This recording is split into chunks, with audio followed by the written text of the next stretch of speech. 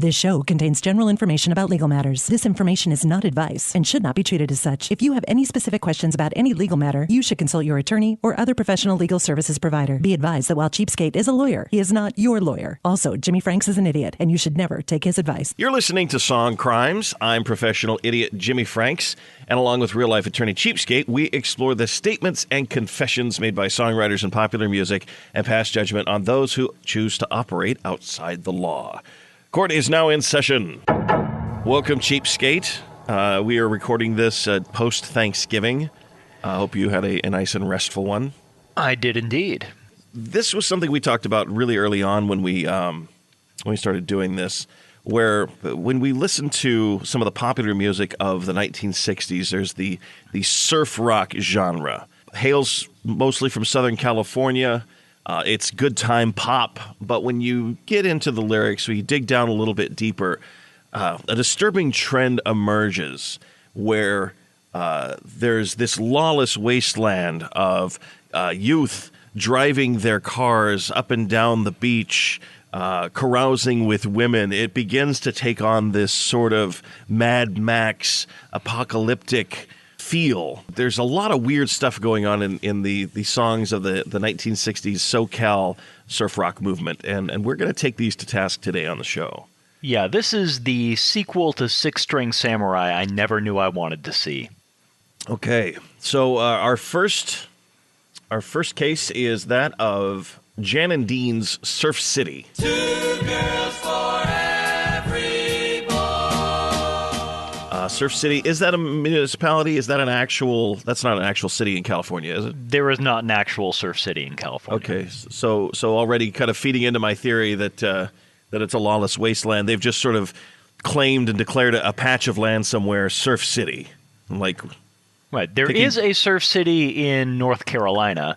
Okay. And apparently there was a trademark dispute over which California city could trademark the term Surf City, USA. Oh, wow. Okay. So the winner was Huntington Beach. So, 2 girls for every boy, the song opens up, and that is the kind of the rallying cry of Jan and Dean and their friends.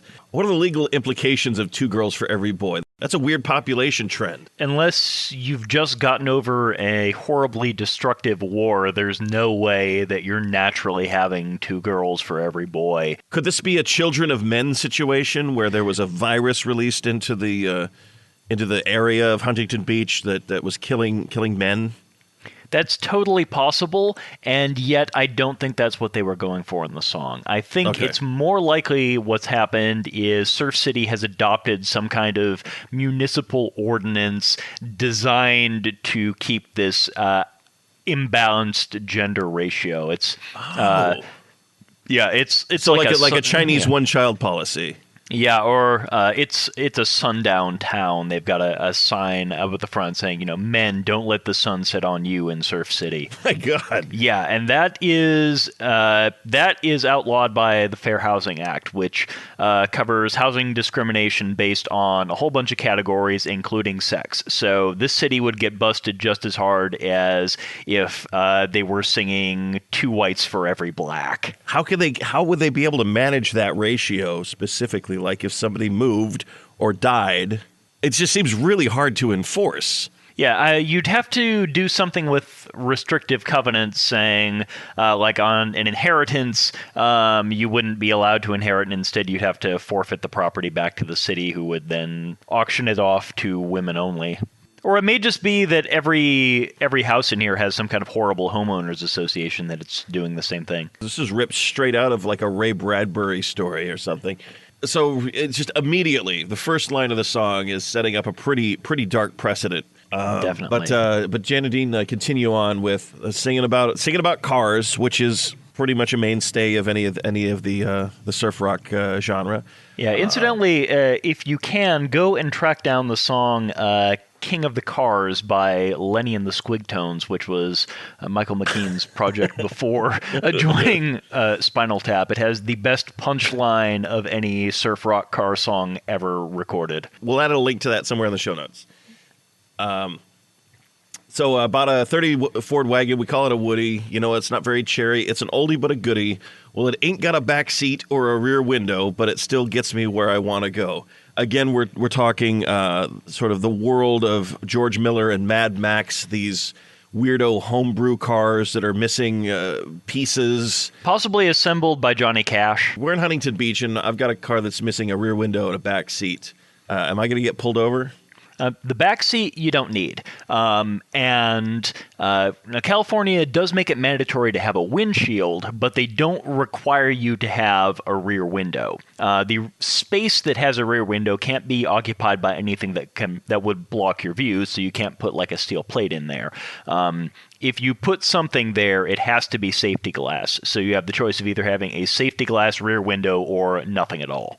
Okay, I can't just so they're put fine. Like a clear plastic bag or something. No. In the last line, if my Woody breaks down on me somewhere on the surf route, I'll strap my board to my back and hitch a ride in my wetsuit. What about? Well, we got two things here. Looks like the gentleman in the song is suggesting that he abandons his car and hitchhikes. Both of those things are not okay where I'm at, but in California, I got a feeling that it's probably a lot worse. Yeah. California lets cities and counties adopt their own abandoned vehicle codes. So depending on where his Woody breaks down, if it's within the city limits or it's within the unincorporated county, or if he's out in the suburbs, I don't know, like Surf City Heights, what have you, that's what happens to his car is going to change. But in most places, if he's leaving it broken down along a roadway, a public roadway, it'll get towed after a certain time period, and he's going to have to pay the towing costs. All right. And then for hitchhiking, California's got an anti-hitchhiking statute, and it says that you can't stand in a roadway to solicit a ride. So if you're off the surf route, if you are not anywhere in the right of way, then you're fine. But that kind of defeats the purpose, right? I mean, you got to be able to like if you're seen from the roadway. Yeah, if you're like standing out in a parking lot waving a sign, you're probably okay. Okay, great. So reviewing the charges, we've got guilty or not guilty of hitchhiking. It looks to me like it's guilty of hitchhiking. And the abandoned vehicle? Probably guilty as well. And then the bigger issue is the Surf City Municipal Code and their gender segregation policy. Right. I mean, that's like a federal thing, right? Yeah, the feds can come in, sue them under the Fair Housing Act, and then because you have to certify that you're fair housing compliant in order to get federal grants, these guys are going to lose all their federal grant money for all the period that they've had this, and they're going to have to pay triple that money back to the feds. Wow. I mean, in worst case scenario, can we see like the government coming in and declaring martial law on Surf City? That's really doubtful. The place that's had the biggest trouble with fair housing has been Westchester County, New York, and they have just repeatedly screwed up, and they have lost lots and lots and lots and lots of money, but we're unlikely to get like the National Guard called in unless they are like using force to prevent men from moving in. And even then, there's a separate criminal offense for forcibly denying people their housing rights, so the feds could prosecute. So my sentence here is for the city leaders of Surf City.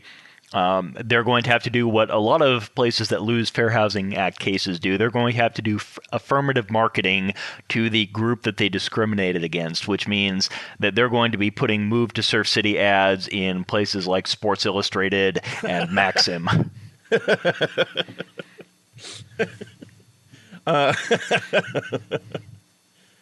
Okay. They should. I agree. And so my sentence is that they also advertise on Twitch and some of the other popular gaming channels online. Oh, yeah. Really, really hit that gamer demo, too. Our next case is Jan and Dean versus the state of California in Dead Man's Curve.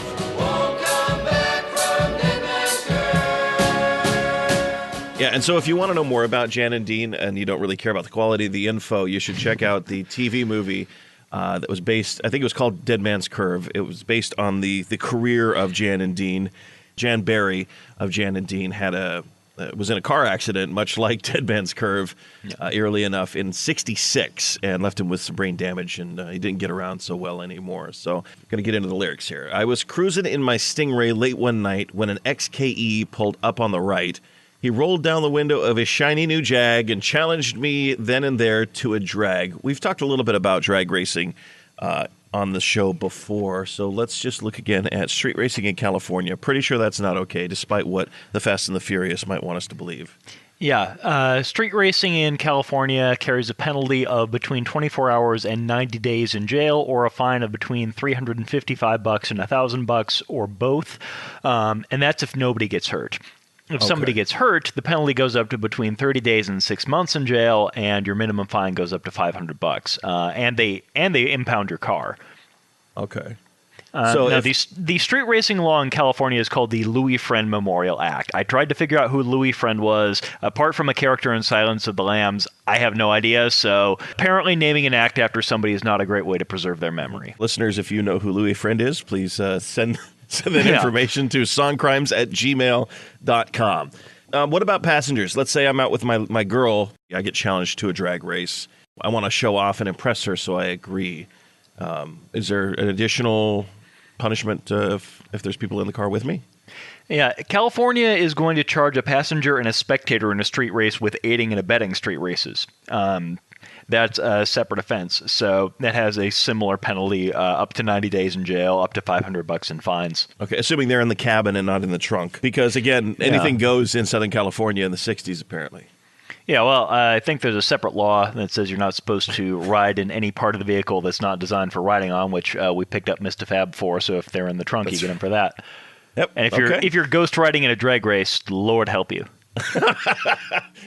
Yes. Okay, so now we know the name Dead Man's Curve doesn't sound like a nice, peaceful place to drive, even at the speed limit. Although I did look it up, and apparently it runs right by the L.A. Country Club. Oh, okay. All right. So we got to know more about the incident in question. The street was deserted late Friday night. We were bugging each other while we sat out the light. We both popped the clutch when the light turned green. You should have heard the whine from my screaming machine. I flew past La Brea, Schwab's, and Crescent Heights, and all the Jag could see were my 6 taillights. He passed me at Doheny, then I started to swerve, but I pulled her out, and there we were at Dead Man's Curve. It's understood that Dead Man's Curve is not a place to play. It's right there in the song, yeah. Yeah. Let's race all the way to Dead Man's Curve is no place to play. You'd best keep away. I can hear 'em say, won't come back from Dead Man's Curve. So let's talk about road safety. The California Department of Transportation is aware of accidents that are taking place at Dead Man's Curve. It is legendary for people going there, like the Bermuda Triangle. They go there, they never come back. So I'm assuming this has taken a few lives at least. What liability does the California Department of Transportation have for all these people that are like driving off of Dead Man's Curve into the water below? Yeah, so if I'm the family of the guy who owned the Jag and died, the people I get to sue are Jan and Dean, who are not likely to have a heck of a lot of money, and the state of California, which, broke though it is, has a lot of money and a lot of assets I can collect against. So I'm going to sue against all of them, probably settle the case with Jan and Dean really quickly, and start hiring experts to talk about how Dead Man's Curve is not built up to design standards. That might happen if design standards say there were supposed to be guardrails to prevent the car from, running into the bunker at the country club. If there are obstructions in the right of way, if the road's too steep, if there aren't enough caution signs around, then you could theoretically win a case against the state of California that the death happened because the road wasn't up to design standards. Clearly in the song, these two young men are exceeding the speed limit. Oh, definitely. They are racing. It could be a situation where it's like a 15-mile-an-hour turn, and just to quote, the incident itself is at the end of the song. And then I saw the Jag slide into the curve. I know I'll never forget that horrible sight. I guess I found out for myself that everyone was right. Won't come back from Dead Man's Curve. So this guy witnessed his street racing opponent presumably crash through the guardrail, if there even was one there, and go into the icy waters below to his death. The icy waters of It was cold. It was a cold night. Yeah, the icy waters of the water hazard around the 10th green. But yeah, everybody knew that this is called Dead Man's Curve, and everybody knew that it's dangerous. So if you're representing the state, you turn around and you make the argument to the jury, look, people drive this road really safely all the time if they aren't speeding. They drive it really safely if they aren't holding their drag race late one night when visibility is going to stink, and they drive it perfectly safely because they know that you shouldn't be playing on Dead Man's Curve. So do you think that Jan and Dean, instead of maybe going to the city council and saying we need to have a study, we need to have a study about Dead Man's Curve, the safety and efficacy of this roadway, they wrote a song instead to raise awareness of it? I mean, it's kind of a roundabout way to get the message across to the local government. Yeah, maybe they've been hanging out with like the Kingston Trio, and they wanted to do some early protest songs. They were, right, well. Yeah, they were unlike the other folk singers. They were thinking globally, but acting locally. Well, let's review the crimes here. Street racing in California, definitely guilty. Yes. As far as the city, the county, or the state being on the hook, hard to tell without looking at what's in place. Yeah, and honestly, how sympathetic a dead person that guy in the Jag was. If the plaintiff's lawyer tells a great sob story about the guy, then they might just win. All right, I sentenced Jan and Dean and the survivor of the Dead Man's Curve incident to a visit to the OCRC Raceway in Huntington Beach. It's the home of some great indoor remote control racing, and you can have a lot of fun there without dying. Yeah, sounds like a good time. And I am going to sentence everyone involved to host a benefit dinner for the family of poor Louis Friend, whoever he is. We got a lot of Jan and Dean today. Our last song is The Little Old Lady from Pasadena. It's the little old lady from Pasadena. A fun song. It starts out fun anyway. We're talking about a little old lady from Pasadena. It just sounds cute. She's got a pretty little flower bed of white gardenias, but parked in a rickety old garage, there's a brand new, shiny, super stocked Dodge. So again, imagining this post-apocalyptic Mad Max world where you've got an elderly person who still has a completely tricked out muscle car. Yeah, who's did gonna go this out. song inspire Gran Torino? I don't know, but she's gonna go out. She's gonna show these kids what's up. They're racing up and down her street, but she's gonna show them who's boss. So everyone's saying that there's nobody meaner than the little old lady from Pasadena. She's got a bad reputation in her community. Whatever quiet neighborhood in Pasadena that she lives in. And the song is really just a warning to avoid this woman at all costs. She's not going to tell you to sit down on the Davenport and have some butterscotch. No, sir. No, she might challenge you to a race around Dead Man's Curve. She's going to get a ticket now, sooner or later, because she can't keep her foot off the accelerator. Just let's parse out that line. She's going to get a ticket now, sooner or later. This implies that she hasn't received a lot of tickets, or maybe has received no tickets.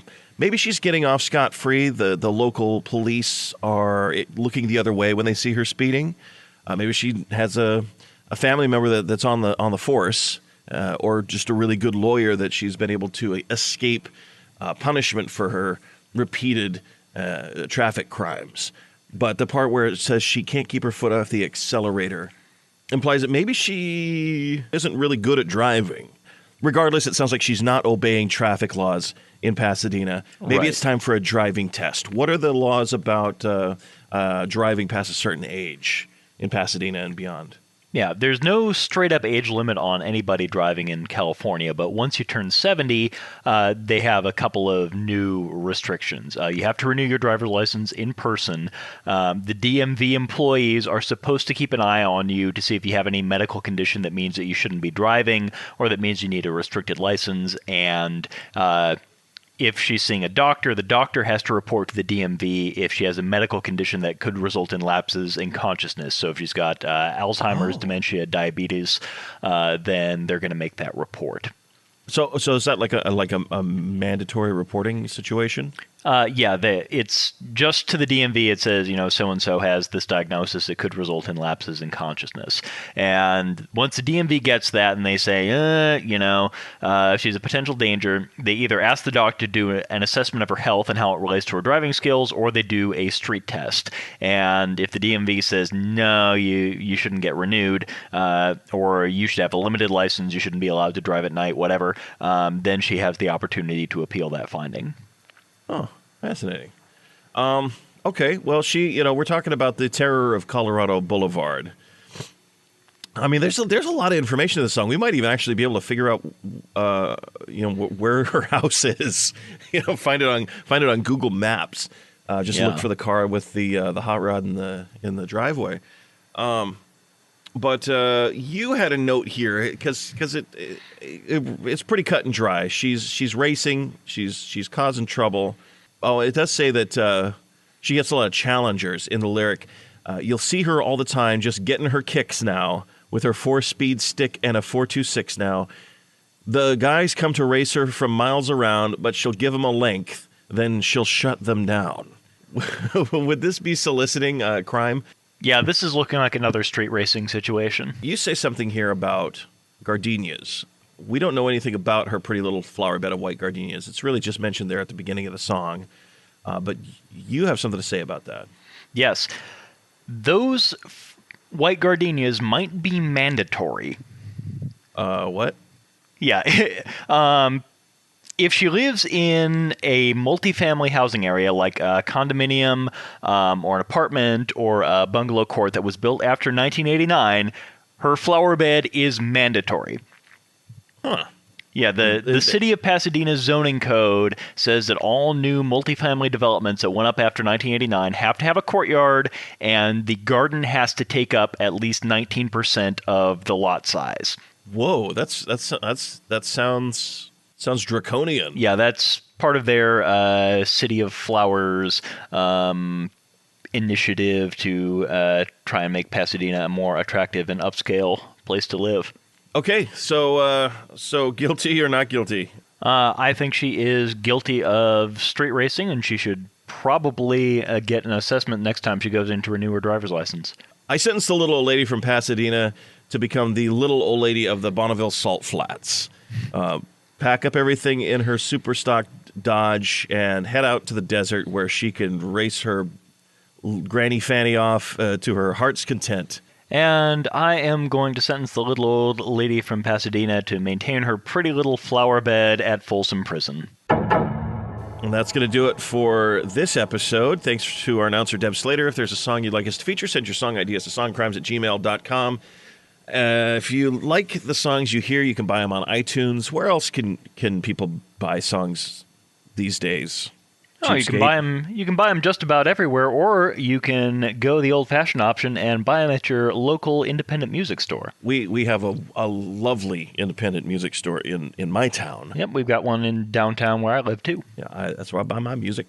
You can also subscribe, rate, review, tell your friends about the show, and thank you to everybody that has. And I do want to thank everybody that has sent in requests. We're gonna do an episode pretty soon that's just kind of a request hour, so you can look forward to that in the coming weeks. And as always, don't do anything stupid, but if you do, keep your mouth shut. Court is adjourned. Would you like to go undercover to fight discrimination? If so, you can become a fair housing tester. Find your local fair housing organization at nationalfairhousing.org.